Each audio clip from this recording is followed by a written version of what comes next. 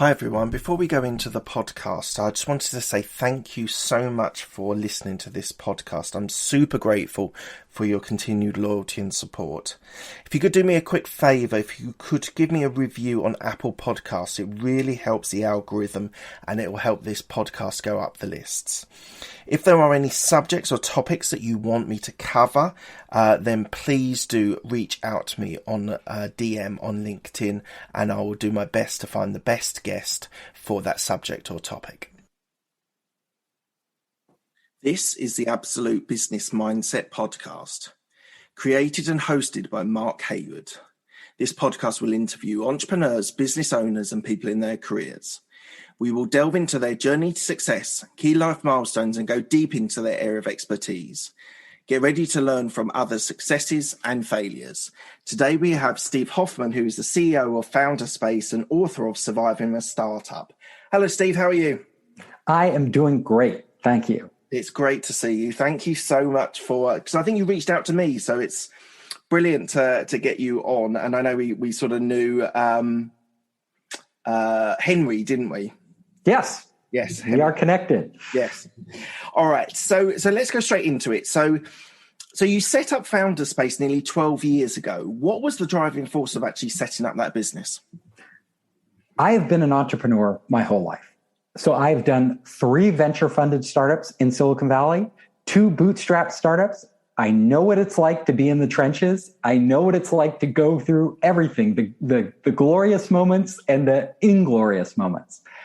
After my 3rd venture-funded startup, I was taking a break, and all my friends came to me. And in Silicon Valley, my nickname is Captain Hoff. And they're like, Captain Hoff, help me. I'm raising money for my startup. I need help with my business plan. So I started to help my friends out, and I found they all had similar questions. So I started posting the answers to those questions on my blog, and I called it Founder Space. Well, it grew from there. All these people started contacting me. We started setting up events. We started setting up Founder Space roundtables where we got investors in, marketing people, lawyers, entrepreneurs all together.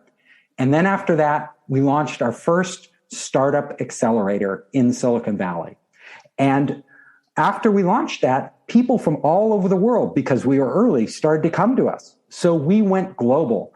Today, we have over 50 partners in 22 countries, and we work with hundreds of entrepreneurs every year. That is absolutely fascinating. And it all started from literally people asking you a few questions, and you suddenly thought, oh, there might be a business here. Exactly. And I enjoyed helping them because I've been an entrepreneur. I know what they're going through. So it was first just, for me, actually a hobby. And then it grew into a business. And the whole venture capital. So you're talking about businesses that are established that want to accelerate or scale their business. And they come to you in the incubator and they spend some time with you. And you then, in theory, and I'm sure you've got many cases of many testimonials that do this, you then are able to give them the framework or the process to be able to scale their business. Exactly.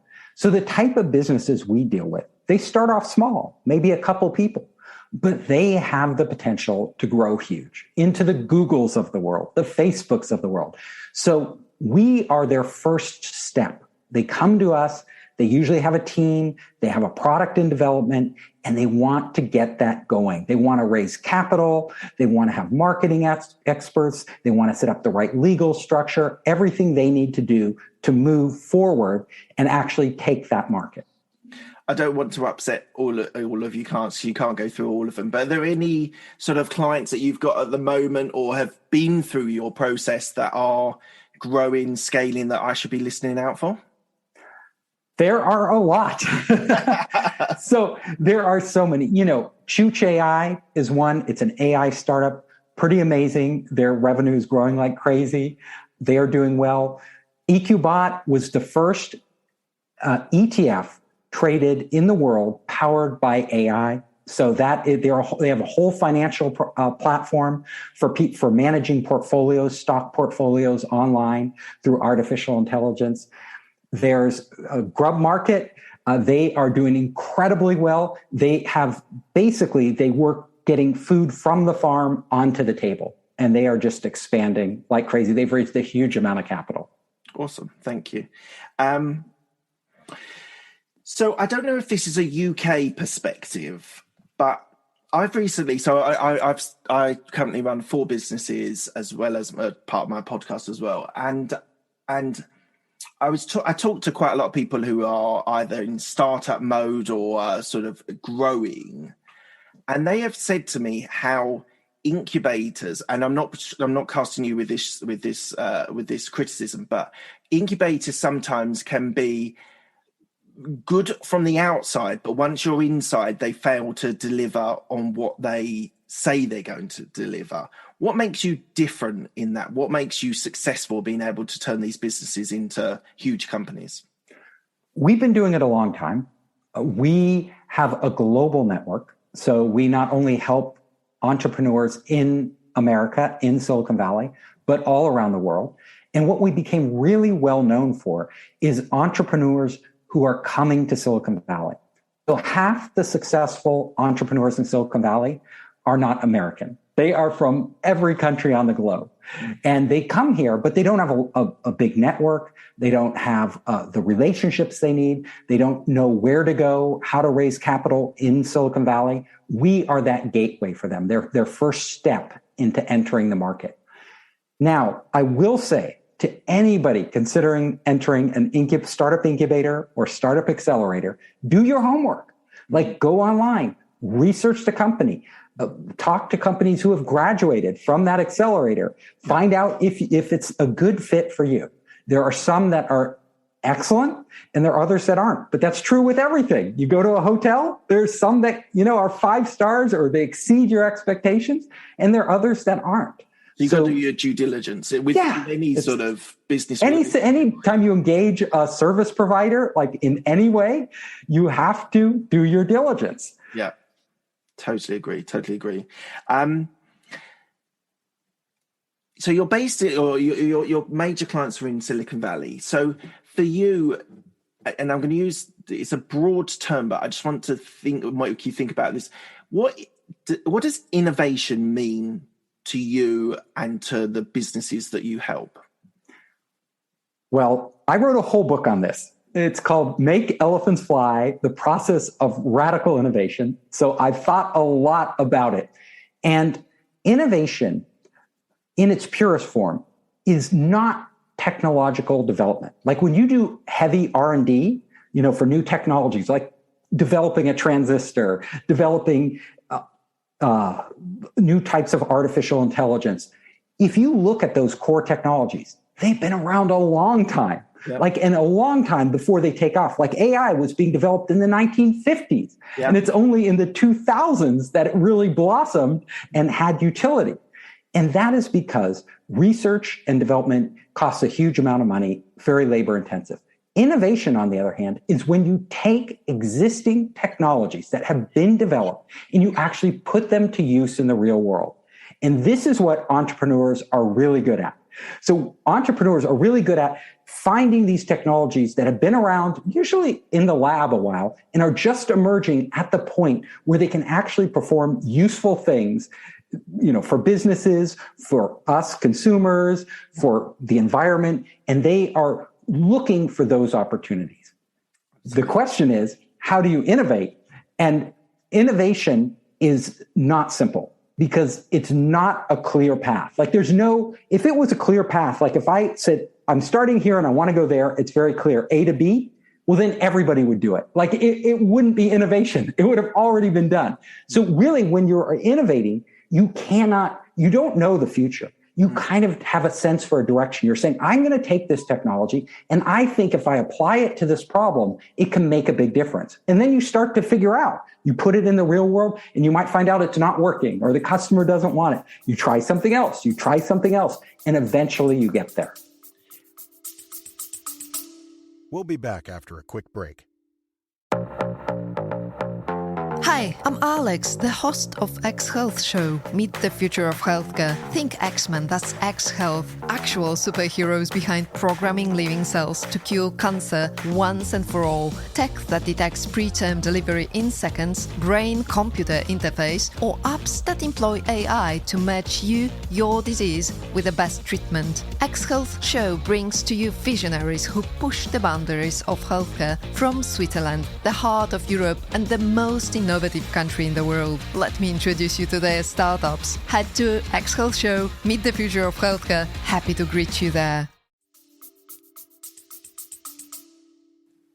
Something that's been spoken about a lot in sort of social media and things is saying that if you solve the problems for the largest number of people, you will have a Google or a Amazon or whatever. Would you agree with solving problems is the biggest key aspect of business?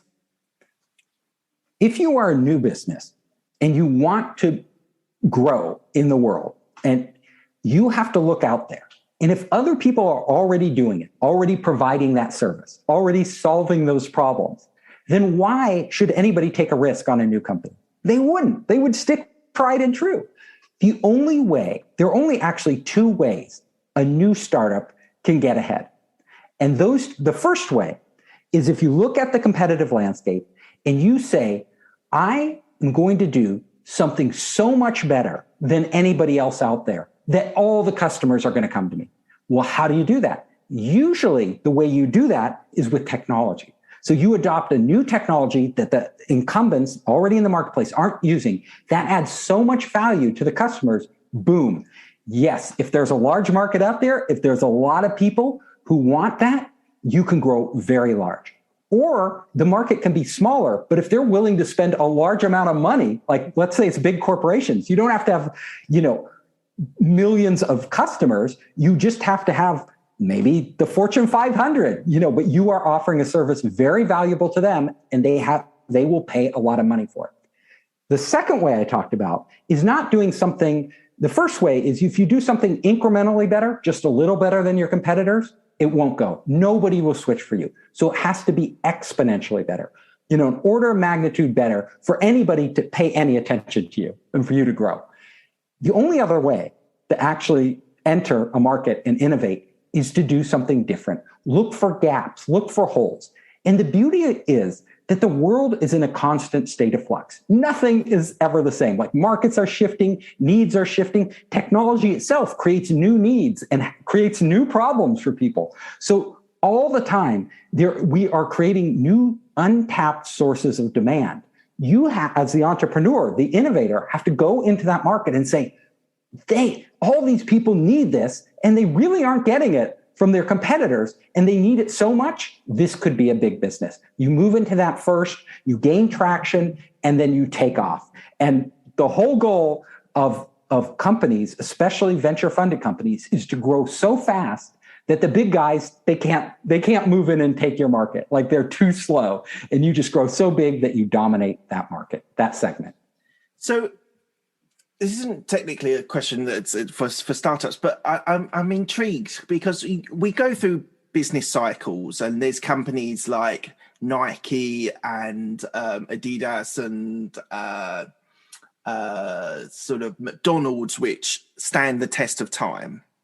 But there's companies that have got very big and then struggle. For example, retail. Retail has incredibly struggled because of the advent of Amazon. And a lot of companies that do online retailing have really struggled.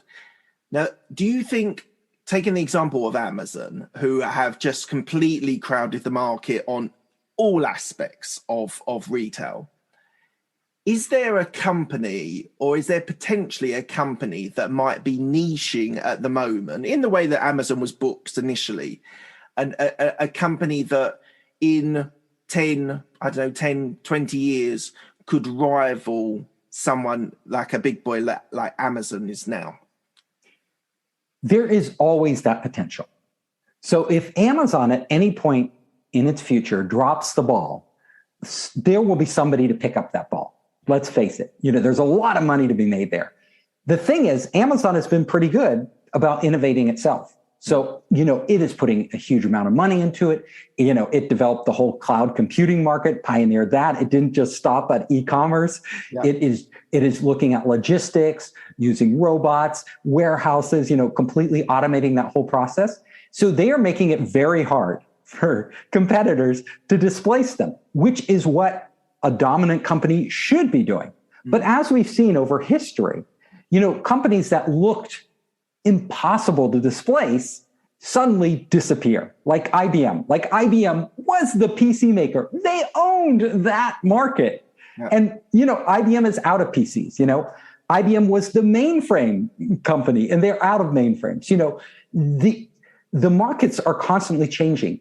There will be new types of computing, new ways for people to purchase products in the future that we might not be able to conceptualize. And let me just give you an example.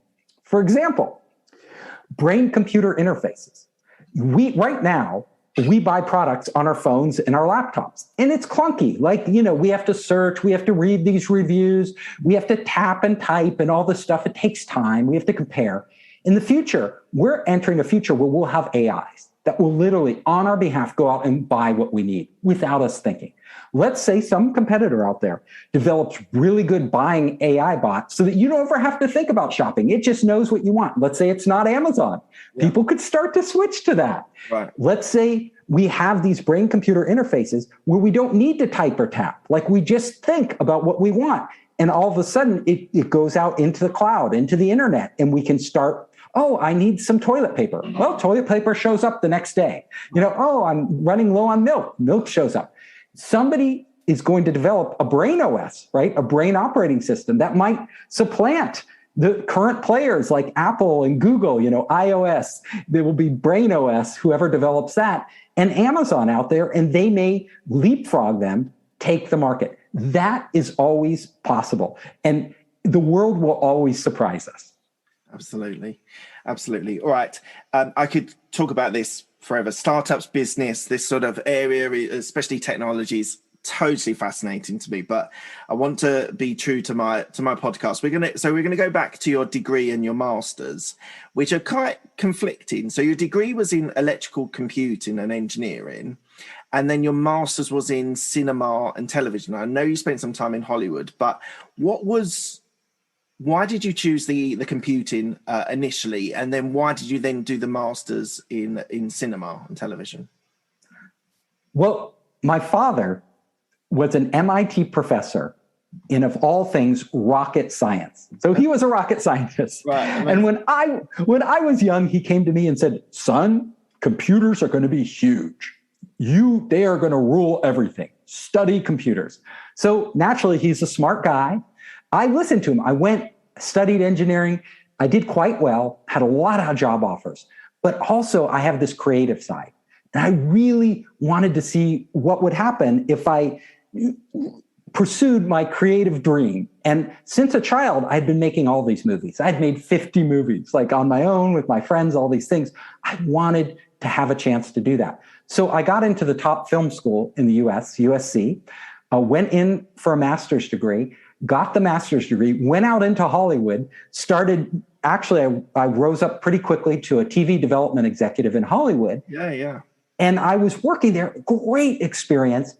But then all of a sudden it dawned on me, Hollywood is going to totally change because I'm also a gamer. Like, I'm into games. Like, I love them. And I said, computer games, and these days it wasn't true. Computer games were still a small business compared to Hollywood, like a fraction. But I said, they're going to overtake Hollywood. They're going to be bigger.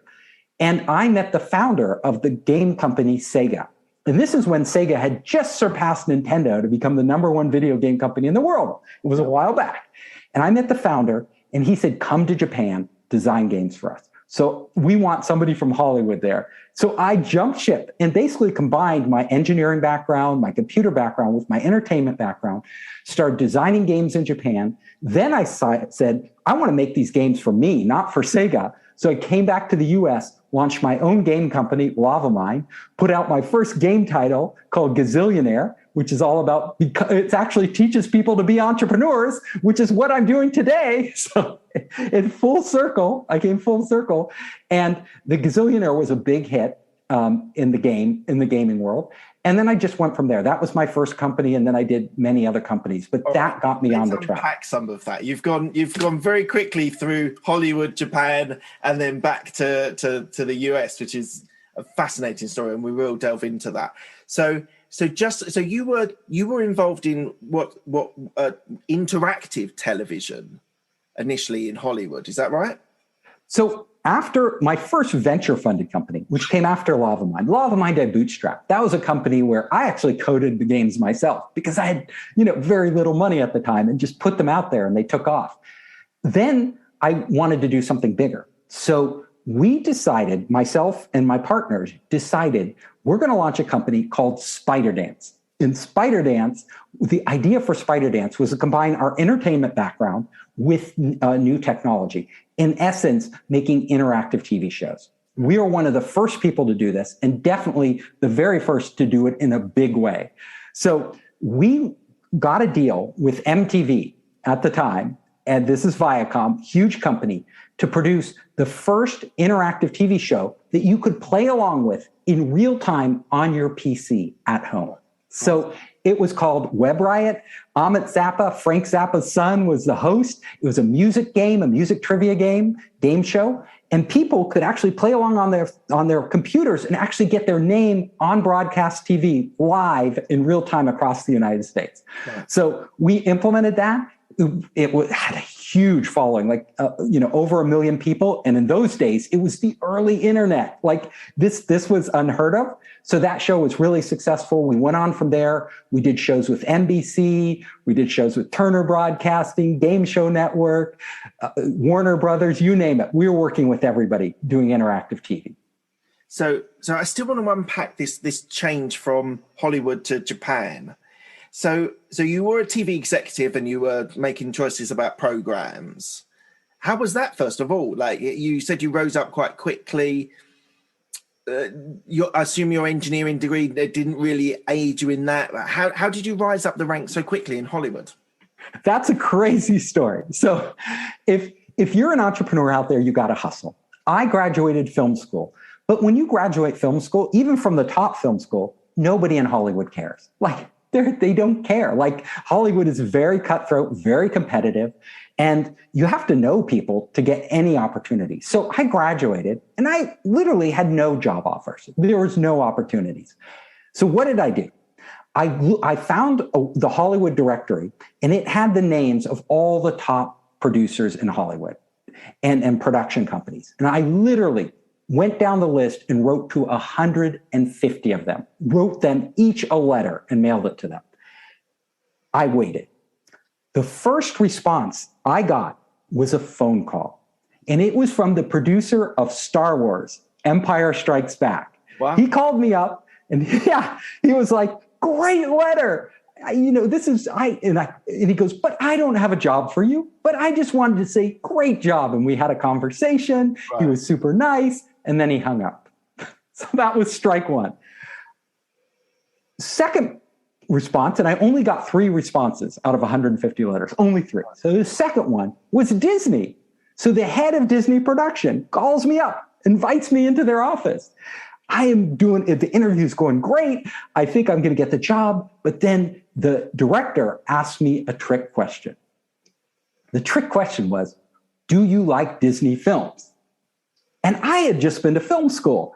I was like, all these amazing directors, Fellini, Godard, you study all these experimental film directors. And so I was like really passionate about them. So I was honest and I was like, yeah, Disney films are okay. And then I started talking about all the great movies of history that I really admire. Her face dropped completely, went stone cold. And literally, she couldn't wait to get me out of her office. I had blown it. So Disney was off. Strike 2. I'm up to bat for the 3rd time.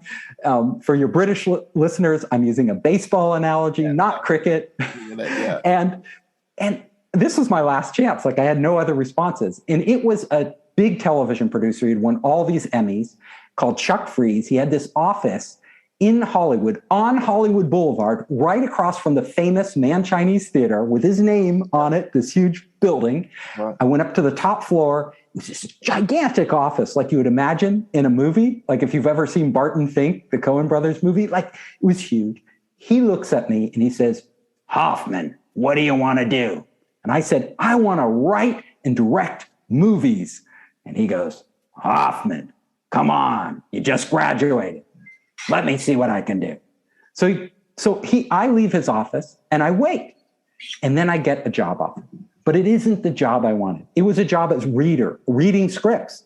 And when you read scripts, it pays almost nothing, like almost zero. It's like slave labor. You have to read the script, and basically you're screening out all the bad scripts. So the actual producers in the company don't have to read them. So your job is to say, this is bad, this is bad, this is bad, this is bad. Usually like 40 bad ones. Oh, I found a good one. You should read this good one. 1 out of 40. So it's not the most gratifying job. But I kept going back to Chuck and saying, I can do more. I can do more. And to make a long story short, he promoted me. Like he gave me my break into Hollywood, and he made me development executive at his company, which, opened up a huge number of doors. And eventually one of the producers at that company, his cousin was the founder of Sega. That's how I got the introduction. Right. Okay. And then you went to Japan, and how long did you spend in Japan for? Well, in each of these jobs, I only spent a year because I'm a very impatient person. Okay. Yeah. So in Hollywood, like I was a development exec for a year, and after a year, I was like, oh, games are going to be huge. I want to try this out, right. And I got the opportunity to go to Japan. I jumped to Japan, did that for a year, designing games. And they're like, I could start my own game company. I don't have to work for them. I would go back to Silicon Valley, my home, and just start it. So do you think you suffer from the shiny penny syndrome?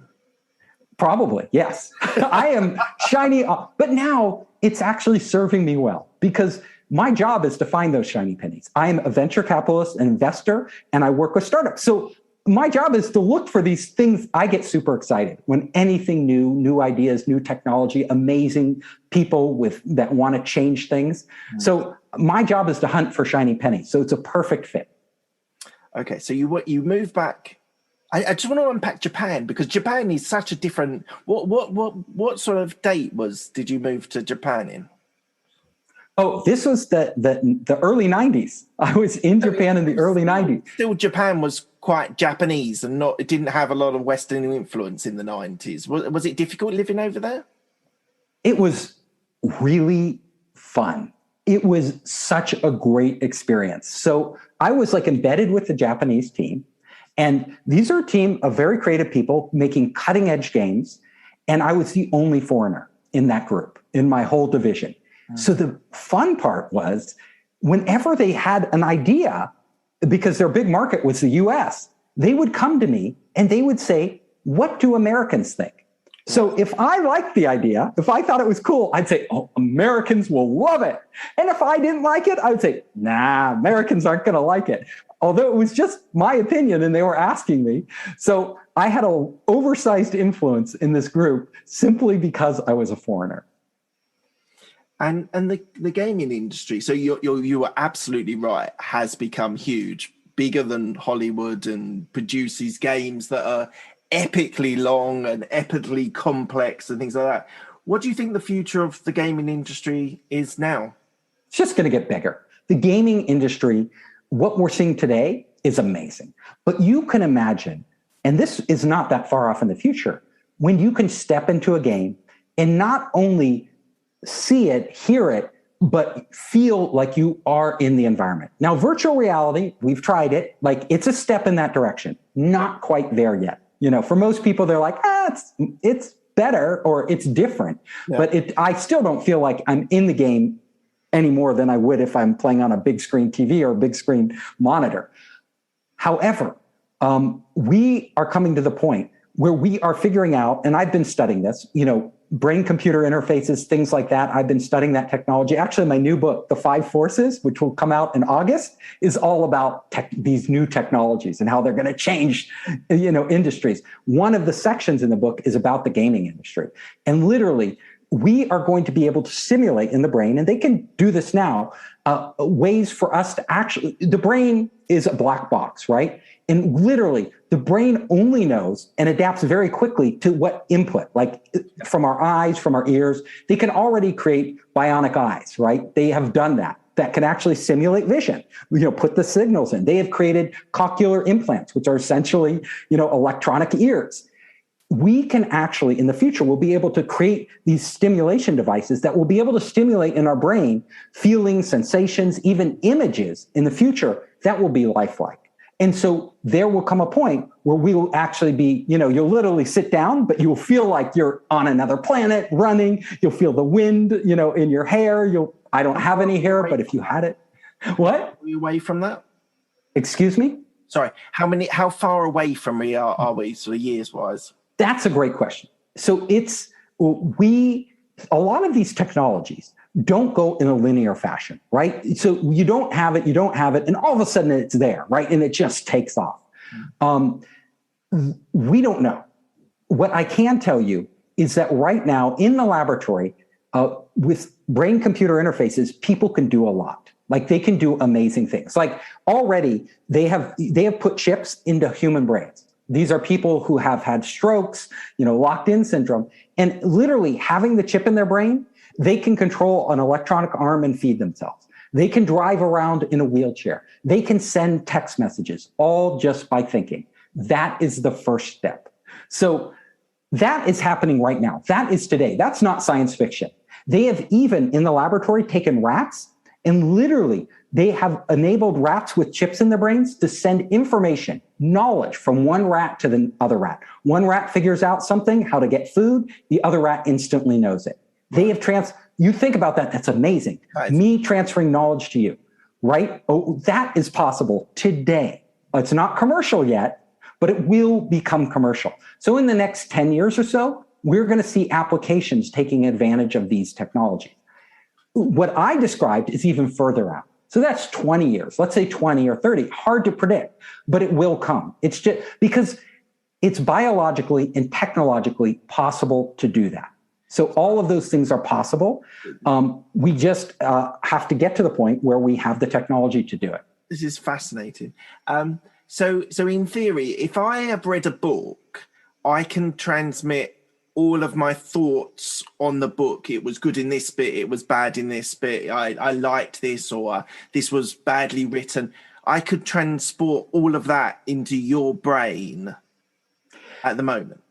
So what we have today is technology where we can read the brain. So we can figure out what a person is thinking and actually do it. They've actually, a person who could not talk, like they literally could not talk because they were a stroke victim, they've actually read the person's thoughts. Like they can now actually construct their thoughts into words, into language. Really hard problem. They just had that breakthrough.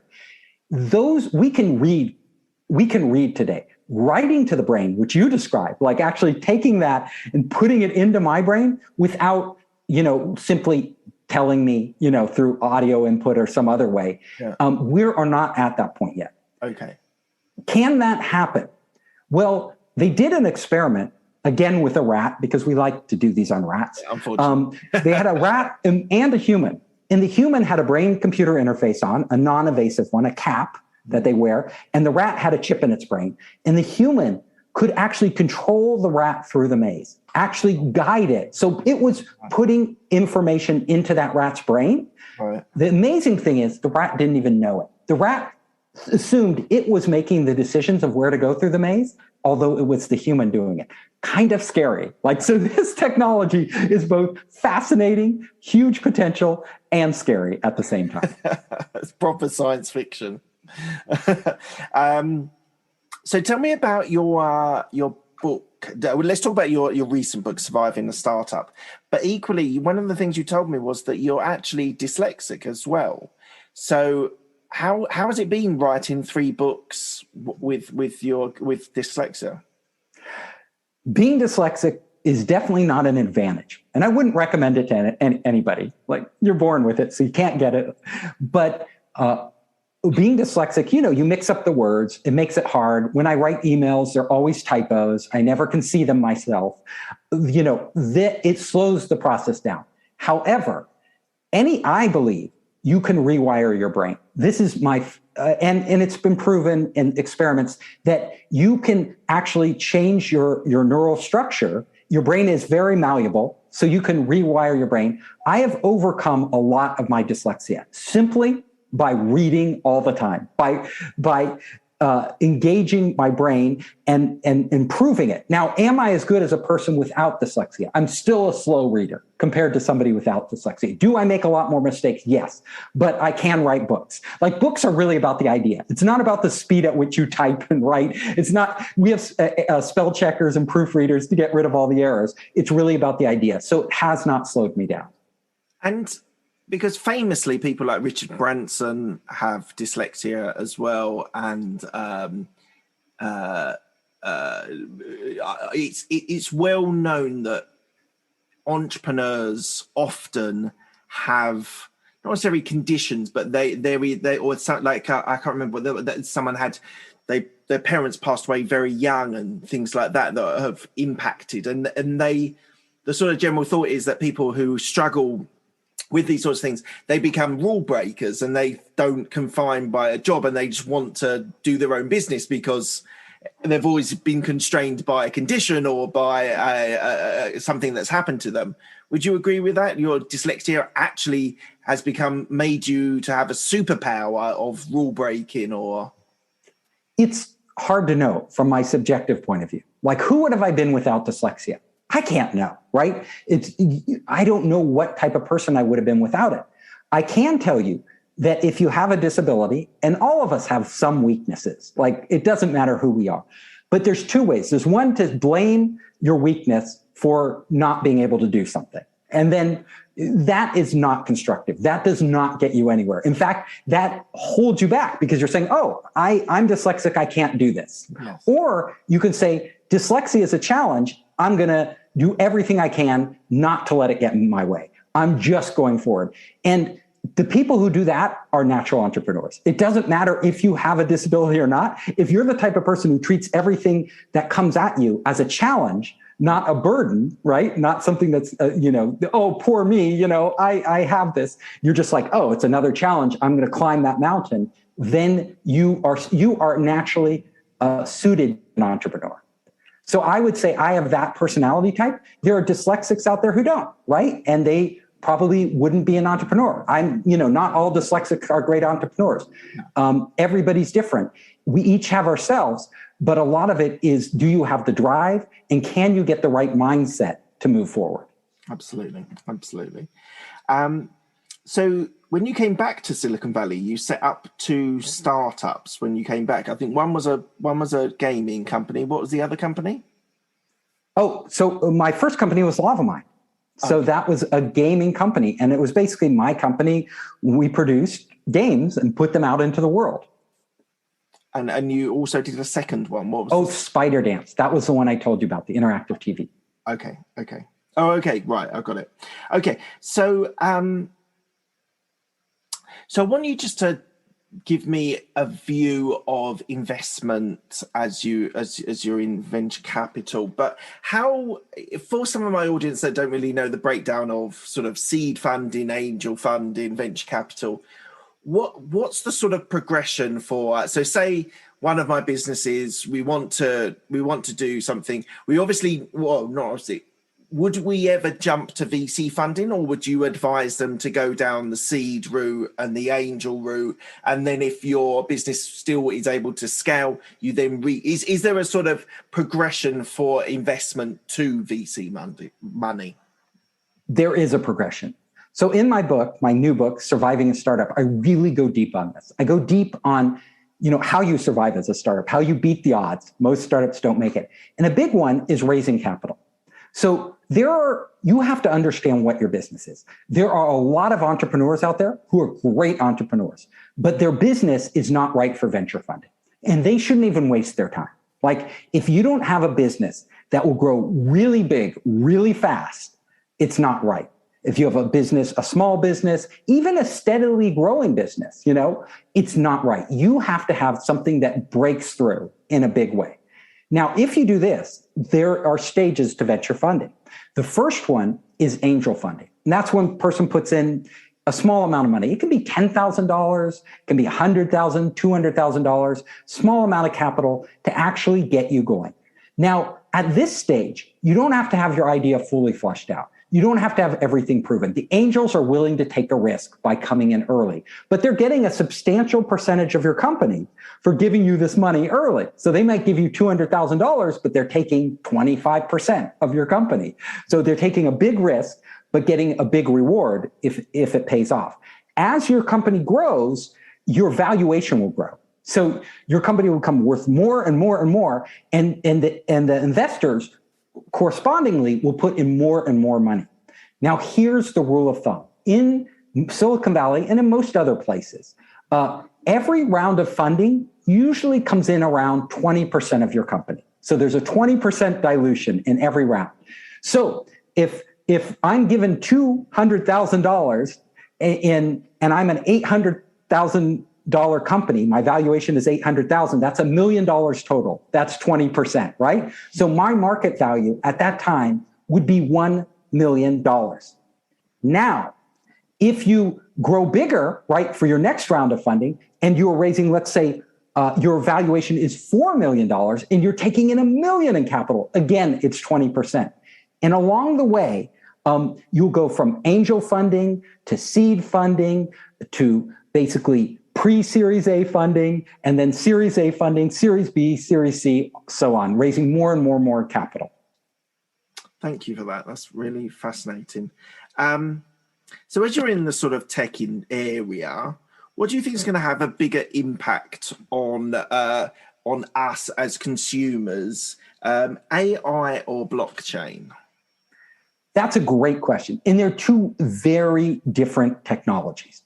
So AI is what I call a universal technology. It can be applied to almost any business in the world, almost any activity. You can make it smarter, right? Any electronic device, IoT device. With AI, it could probably perform better. Any process in any company, apply AI to it, it can perform better. In our personal lives, what we do, like, oh, I want to think about what movie to watch. AI can go out with its deep learning algorithm and knowledge of you and actually find a movie that's much better for you than you probably could yourself without spending a lot of time. That technology is going to be pervasive. It is like electricity. It will change everything. Blockchain is a much narrower technology, very powerful, very innovative, but fundamentally narrow. So blockchain was built for one purpose and one purpose only when it launched, and that was cryptocurrencies, right? It was to power Bitcoin.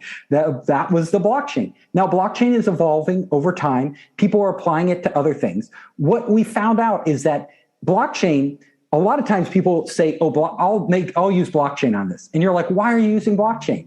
And they're using it because it's the hot new technology, but it doesn't work. It's like trying to hammer a nail with a screwdriver, right? The screwdriver is good if you have screws, but really bad at hammering nails, So a lot of people are applying blockchain to problems that really aren't suited for it. If you have a decentralized system like blockchain, it's all about being decentralized and managing that. That is really good for things like cryptocurrency and other things out there. Mm-hmm. However, a lot of corporations and almost every government in the world, I know, wants to control things. Like they want everything under their control. So they'll use blockchain, but they don't really want blockchain because what they want is to own it and control it. And that's a centralized traditional database. You don't need blockchain for that. In fact, you shouldn't be using it. So unless people understand this, then they really don't understand these technologies. They both will have a profound impact, but in very different ways. Great answer. Probably the best answer I've had when it comes to discussing blockchain. So thank you very much for that. What's the next plan for you? The next 2 to 5 years? What's in the world for Steve? Well, I am right now. I am really dedicated to helping entrepreneurs globally. So any of your audience out there who are entrepreneurs all over the world, prior to the pandemic, I was traveling 70% of the time. Then I went into hibernation, like all of us did during the pandemic. Now I got vaccinated, so I'm traveling 100% of the time. I decided to give up my home and literally travel all the time. I just traveled across the United States. Right. You know, I'm in New York now. Now I'm looping back, and then I'm going to go overseas and so on. So I am going to be running programs with entrepreneurs globally. I hope to get to the UK and Europe very soon in the not too distant future, running programs there. I'd love to collaborate with you. And working, and really what attracts me most are cutting edge technologies, and cutting edge ideas. So entrepreneurs out there who are really pushing the limits, who really want to go further, my role is to help them refine their products, help them refine their vision, point out things, roadblocks ahead, and then connect them to capital. Fantastic. That's amazing. Okay. So we're coming to the end of the interview. I've got the same 6 questions, which I ask all my guests. They're quick fire questions. They don't need a quick fire answer. First one is, what's the best decision that you made? The best decision I ever made was to do what I wanted to do. So my entire life, I have had, like, you probably put your thing on it. You didn't even scratch the surface. I have had more careers than cats have lives. I've tried so many different things. I was a manga rewriter at one time. Right. You know, I was the electrical engineer. I've been game designer. I've been all these different things. That's what I encourage people to do. Interesting. What's the best piece of advice you've been given? Best piece of advice I've been given. You know, I go out there and helping entrepreneurs raise capital. I've raised a lot of capital for my own companies too. And the best advice I've been given is push for a no. What does this mean? Push for a no. It means if you have an investor, let's say, out there, and they won't commit to the deal, they're like, oh, that's nice, blah, blah, blah, blah, blah. You know, and they keep leading you along, go to them and try to get them to say no. Because if you push for no, suddenly you're in a power position, and they're all of a sudden have to make a choice. Like, if you want them to say no, either they're going to get scared of losing the deal and say yes, or they will say no, and you'll get that no earlier. You don't want to waste your time and psychic energy waiting for a no that is eventually going to come. You want to know that they're not going to commit. Excellent advice. Who's helped you most in your career? So my wife has been the number one person. You know, she's been a partner to me throughout my whole career in so many different ways. She is the one. Excellent. Do you have any regrets? I have small regrets. So there was a time early in my career when YouTube came to me and a couple other guys, and we were working on something and offered to buy us. And we said, no, we want to do our own thing. And this is right before they got acquired. Bad decision. What are you most proud of? I am most proud of the early games I made.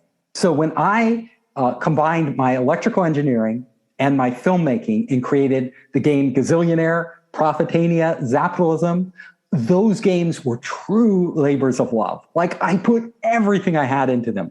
And surprisingly enough, they're still available today. Like, they're on Steam. And yeah, you can go on Steam and get all those games. Now they're a little dated, but the gameplay, people still love them. They're like getting 5 stars because people love, you know, that core gameplay really works. That's amazing. What does legacy mean to you? Legacy? Yeah. So when I hear legacy, I mean, what are you going to leave behind for future generations? What will you contribute to this world that you can be proud of, you know, after you retire or pass away? My answer to that is, the world faces so many critical problems today, so many huge challenges. The only way we're going to get ourselves out of the mess we're out of, and you're in the UK right now in a heat wave, so you're experiencing it too, is through technology. Honestly, politics are a mess, right? We can't even get our countries to agree on much, let alone take the type of action we need to take. We still need to do that, but we really need young entrepreneurs with new ideas to tackle the hardest problems out there, the problems that are going to make the biggest difference. If I can help those entrepreneurs in any way, that's enough for me. Amazing. And where can people find you if they want to reach out to you? If you want to reach out to me, for any reason, just go to founderspace.com. So go there. You can see all my books on the site. You can go there and apply to Founderspace incubators. You can apply for venture funding, and you can contact me. So founderspace.com, or you can look on any of the social networks. I'm on Twitter, Facebook, LinkedIn, you name it, Founderspace. Brilliant. Thank you very much, Steve. It's been an absolute pleasure speaking to you. Really, really fascinating. So thank you very much. Thank you for having me. Cheers. Pleasure.